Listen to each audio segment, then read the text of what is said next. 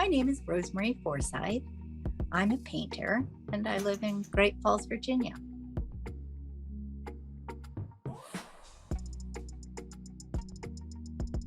My main inspiration comes from illuminated manuscripts of the 15th century, and I tend to use a lot of math and physics and science in my paintings. My interest in art is lifelong, and during my careers as a diplomat and a business executive, wherever I went, I always went to museums. I always met artists. I collected artists' work. So I immersed myself in it, but I didn't have the time. Every job I've ever had has been one of those 24/7 kind of jobs. And I would use art to relax. One of the first times I ever saw an illuminated manuscript, interestingly, was in Armenia. It was at the Matena Daran Manuscript Library. And at the time, this was decades and decades ago, and the man who showed me these illuminated manuscripts was Levon Petrosyan, who eventually, he wasn't dead, but much later, he became the president of Armenia, and I was posted there. I was the first kind of permanent U.S. diplomat posted that is not a temporary duty person. And Ter Petrosyan had this, just his scholarly background was all about these illuminated manuscripts. And so there was a kind of connection between my diplomatic career and my career later as an artist. In fact, I think I probably wouldn't be the kind of artist I am if I hadn't had these experiences. My art is all about ideas, and whether they're science and math or maybe a set of symbols. A lot of my work is about women, sort of women scientists, and I have an ongoing series. I call it my Wise Women series, and I love researching the work that these women did, and also highlighting their struggle to be recognized. You think of all the science and accomplishments that must have been lost because they couldn't even get into university or graduate school or get jobs. And I like highlighting these women because even after all that, how as difficult as it was for them to move through, they had this incredible love of science and they persevered in that way. So their accomplishments are even more incredible. My style, I suppose, are illuminated manuscripts because I love that combination of matte color and gold. It just is so beautiful to me. And I think that kind of art just really always moved me. I would look at it and think, wow, what magic. And instead of, the 15th century, they were mostly religious paintings because the church had the money for these expensive paints and pigments.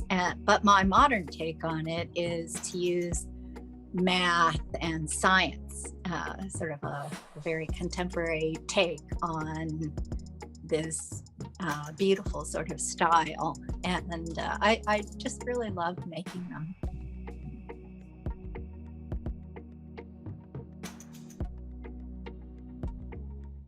I did a lot of research into what gives you joy when I retired. I followed that and it led me to a career in painting. And it took me a year or two to really figure out how I wanted to do it and what would make my work distinctive. But I wanted to do something deep and intellectual like me, but also I wanted to create works of art, and I didn't want to just create any kind of work of art. I wanted to do something very distinctive and inspired by my life, sort of this very rich life abroad. And it took a long time once I decided what I wanted to do, because I hadn't been painting full time. I'd been working in these more than full-time jobs. So It took me a year to kind of develop that look. And I have an idea, and then I go into the research phase. I keep track of my process and my ideas with notebooks, and then I develop them. So I spend a lot of time in research on some of the physics equations. It can take months until I really, really understand something well enough to paint it. And then I decide on the symbols, and I have probably 30 books on symbols, and I spend a lot of time figuring out what would be appropriate. Then the next step is to move towards the actual kind of painting framework. I choose the size of the canvas. I choose 3 to 5 colors. And once I have this framework, then the rest of it is pretty intuitive. I do everything in layers. I put them on the strips of paper so I can, hold them up to a painting and see whether I think they'll work. And a lot of times it's layered in with gold. And that's what gives my paintings this sort of 3-dimensional look. And it's how I weave in the gold. I try out how the layers look with each other. It'll start with just one layer of paint, doesn't look that great. And then I would say after there are 3 different colors that kind of layer on top of each other, and then I put the little gold rivets on them, that's when they really begin to come to life.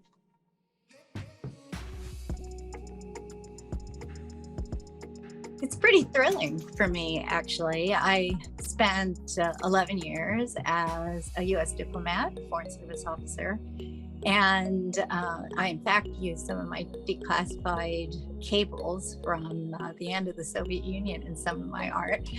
And I like the idea of kind of coming full circle. I started as a diplomat and then did other things. I worked in international business, and now I've kind of come back to do diplomacy in a new way.